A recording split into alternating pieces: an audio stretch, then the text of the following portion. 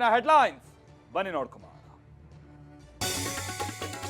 5 ವರ್ಷ ಸಿಎಂ ಆಗಿ 2 ವರ್ಷಕ್ಕೆ ಯಾಕೆ ಒದ್ದಾಡ್ತೀರಾ?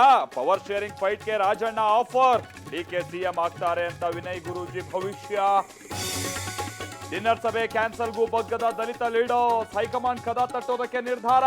ನಾವು ಸಭೆ ಮಾಡಿದ್ರೆ ಆತಂಕನಾ ಅಂತ ಪರಂ ಗರಂ. ವಾಗ್ಯುದ್ಧಕ್ಕೆ ಕಾರಣವಾದ ಡಿಕೆ ಪ್ರತ್ಯಂಗಿರ ಪೂಜೆ. ವಾಮಾಚಾರದ ಮೇಲೆ ನಂಬಿಕೆ ಇಲ್ಲ ಅಂತ ರಾಜಣ್ಣ ಟಾಂಗ್. ದೇವರೇ ಕಾಪಾಡಬೇಕು ಅಂತ ಎಚ್ಡಿಕೆ ಟೀಕೆ.